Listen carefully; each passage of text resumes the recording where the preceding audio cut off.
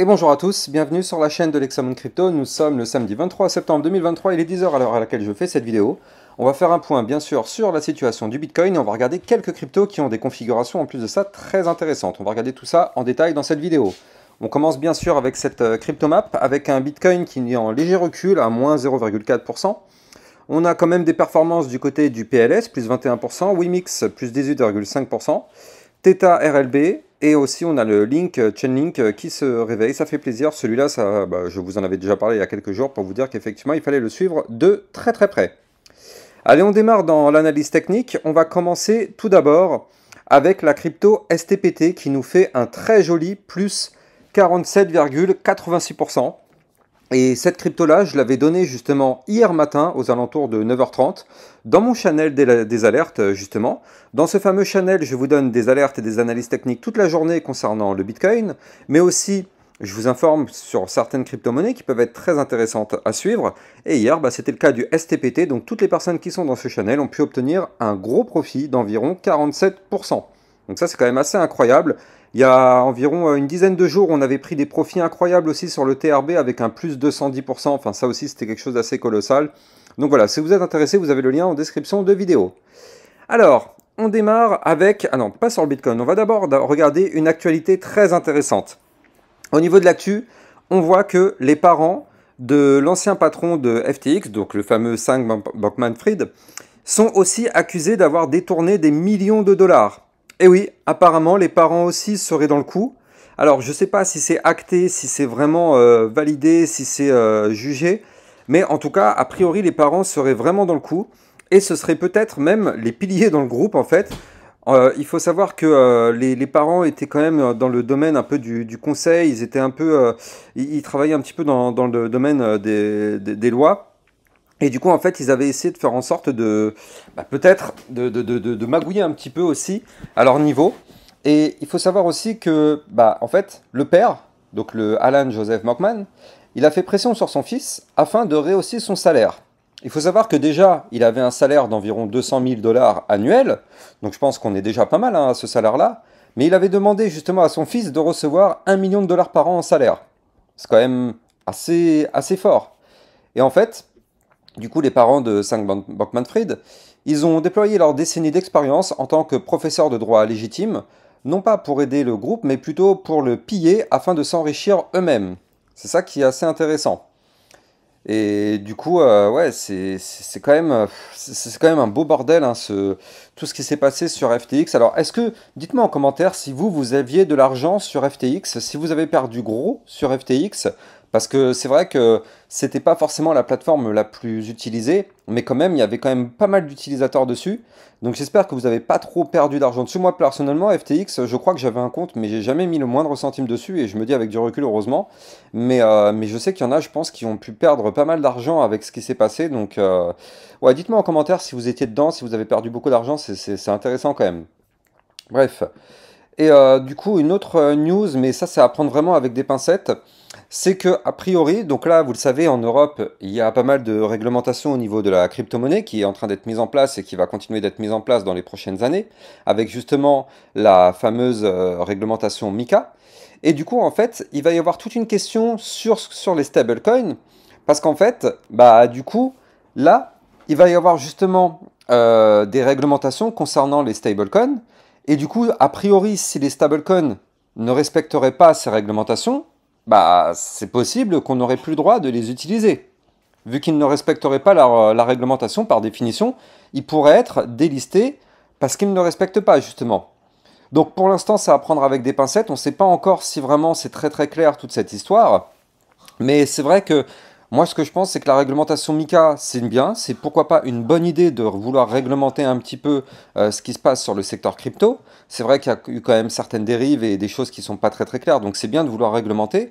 Mais je pense qu'il faut pas non plus abuser. Et il y a des choses quand même qu'il faut laisser. Je veux dire, réglementer des stablecoins, au bout d'un moment, il faut arrêter, quoi.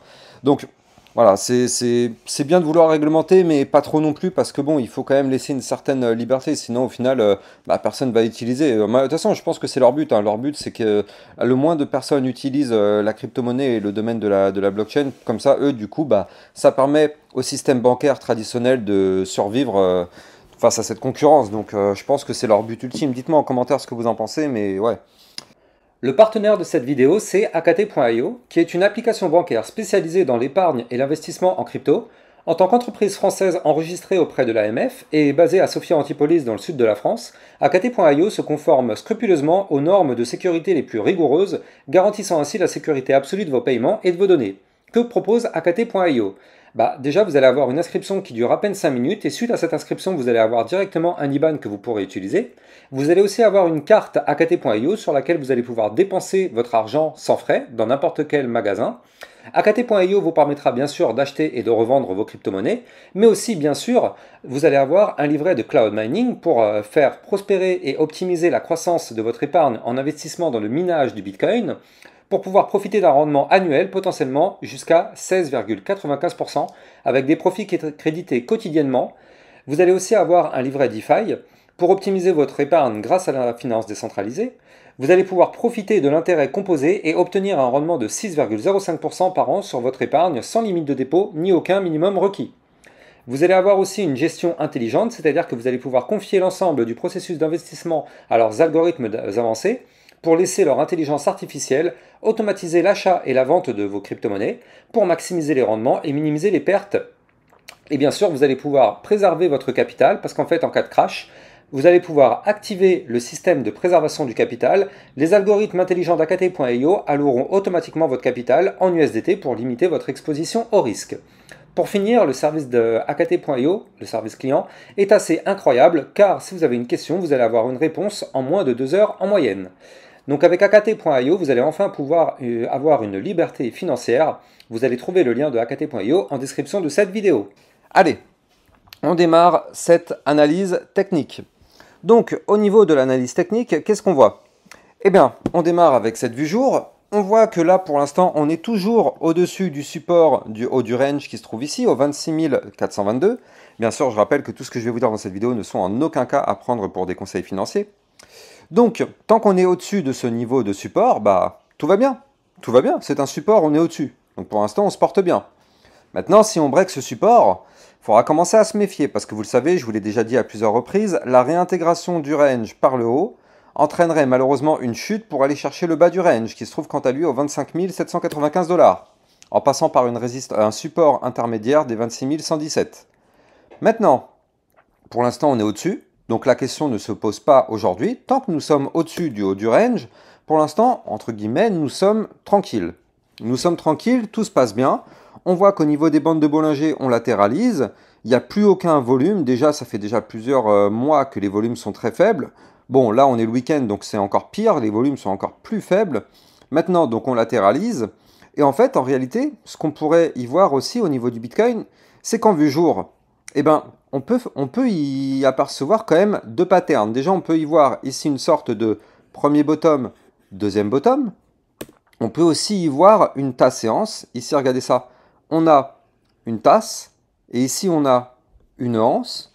Donc ça, ces deux patterns que je viens de vous montrer, ce sont des patterns qui sont haussiers. Maintenant, problème, les patterns ne sont pas validés.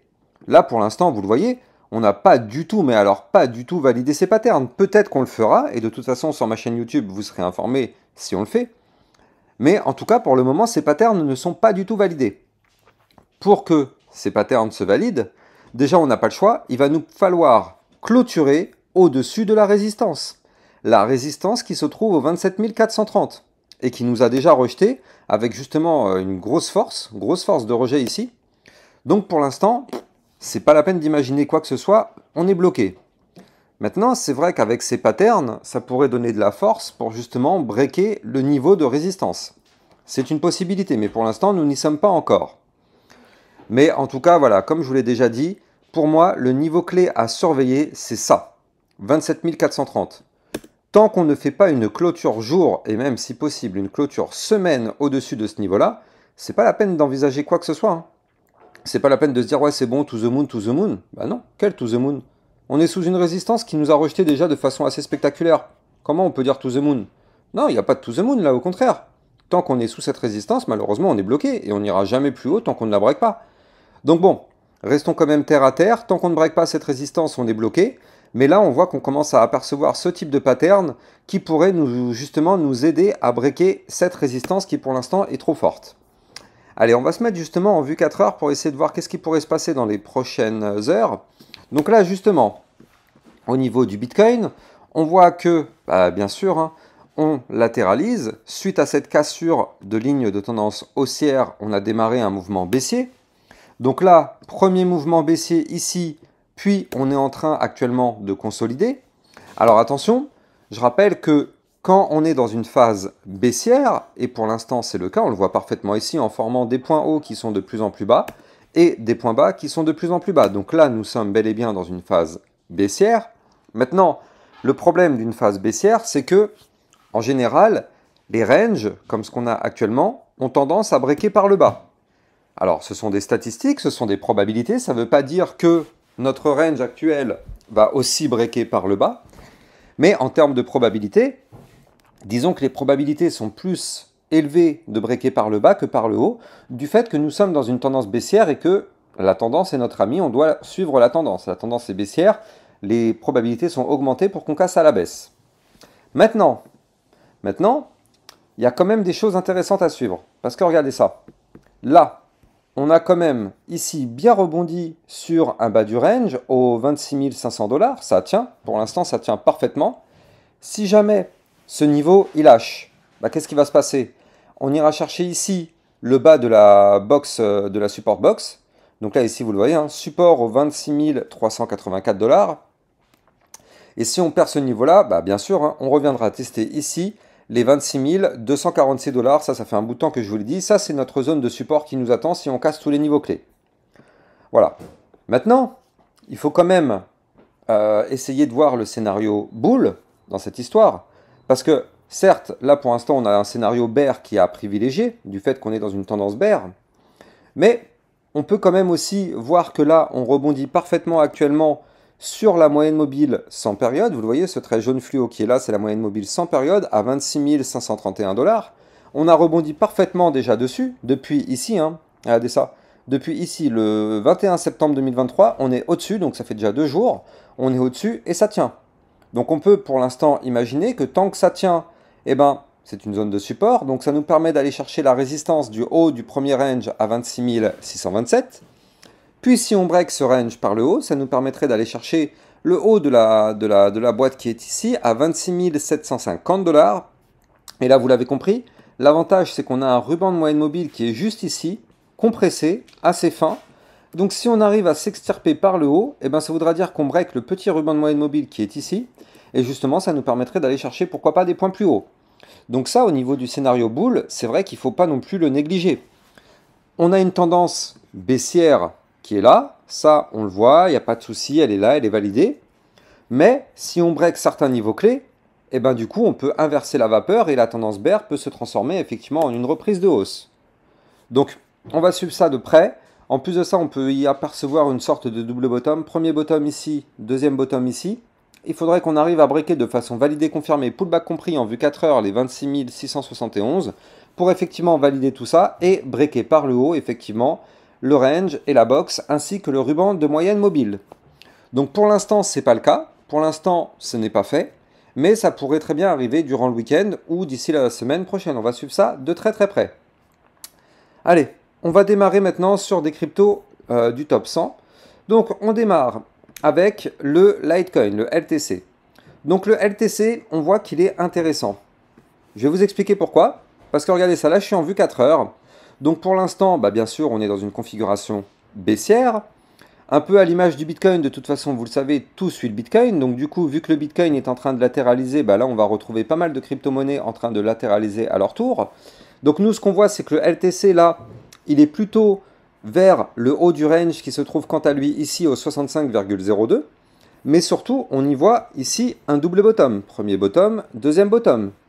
Attention, c'est pas validé encore. Pour valider ce double bottom, il va nous falloir une clôture 4 heures validée, confirmée, pullback compris, au-dessus des 65,03 zones de résistance. Tant qu'on ne break pas cette résistance, ce n'est pas la peine d'imaginer le moindre pump. Il n'y aura pas de pump tant qu'on ne break pas ce niveau-là. Je rappelle aussi que tout suit le Bitcoin à la lettre. À la seconde même où le Bitcoin crash, tout va crasher avec lui. Donc toujours bien surveiller le Bitcoin. Maintenant, on voit qu'on a des bandes de Bollinger très resserrées. Donc pourquoi pas, on pourrait avoir un mouvement sur le LTC dans les prochains jours. Atom Cosmos, pour l'instant, lui, il continue sa phase baissière. Donc pour l'instant, on n'est pas du tout tiré d'affaire. On a juste ici le rebond sur les 7,066, la moyenne mobile sans période. Donc tant qu'on est au-dessus de cette moyenne mobile, pour l'instant, ça va, ça tient.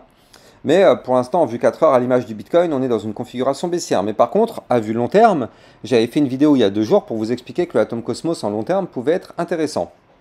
BNB, bon bah oui, hein, comme un peu copier-coller du Bitcoin. Le BNB qui nous fait une latéralisation, donc un range, ici vous le voyez, tac. On est dans un range, actuellement on est plutôt vers le bas du range, donc pour l'instant c'est pas trop bon. Le niveau clé qu'il faut breaker c'est le 211,75 pour pouvoir remonter, pour aller chercher les 213, voire même ici à 216,45. Polkadot pareil, ça latéralise un petit peu, niveau clé à ne surtout pas breaker les 4 $. Par contre il faut absolument qu'on arrive à breaker ici les 4,026 pour pouvoir retrouver un peu de force. Polygon Matic pareil que le Bitcoin. Latéralisation en cours, 0,5183 à ne surtout pas breaker, sinon ça pourrait chuter. 0,5230, par contre, ça c'est le niveau clé qu'il faut breaker si on veut retrouver un peu de phase haussière. Allez, on continue sur l'Ethereum. L'Ethereum intéressant, mais je rappelle qu'avant de vous en parler, n'oubliez pas de liker, commenter, partager au maximum les amis, ça donne de la force, surtout le week-end où il n'y a plus personne qui regarde les vidéos. Il n'y a plus personne de toute façon, de façon générale, dans le secteur crypto-monnaie depuis quelques temps. Donc donnez de la force avec des likes, des commentaires, partagez au maximum les vidéos si vous trouvez que mes vidéos sont des vidéos de qualité. Comme ça permet justement que je sois mieux référencé dans les algorithmes de YouTube. Allez, là, au niveau de l'Ethereum, on a ici donc un range. On est plutôt vers le haut du range pour le moment, regardez ça. Tac, on est plutôt vers le haut du range. Le niveau clé qu'il faut breaker, c'est les 1596 $. Si on arrive à breaker ça, on pourrait revenir chercher ici les 1615 $, voire même la résistance, encore une fois, des 1636, qui est une énorme résistance. Solana, qu'est-ce qu'il nous fait? Bah oui, il a cassé son canal ascendant par le bas. Alors, je vais le prolonger un petit peu, ce canal, voilà. Cassure du canal ascendant par le bas. Maintenant, il cherche à le réintégrer. Vous le voyez ici, hein, on a fait une mèche dessus, on n'a pas réussi à réintégrer. Mais bon, on n'est pas très loin en dessous. Donc là, tant qu'on ne break pas ici les 19,345, ça va. Par contre, il faut absolument qu'on réintègre ici les 19,653 pour réintégrer le bas du canal et de nouveau remonter pour aller chercher le haut du canal. Donc le Solana, c'est pas encore la catastrophe, hein. Mais si on perd le dernier plus bas que je vous ai donné tout à l'heure, là par contre, effectivement, ça pourrait être dangereux. Le XRP qui continue dans son canal ascendant. Donc là, pour l'instant, on est bloqué par le milieu des bandes de Bollinger au 0,5121 qu'il faut breaker.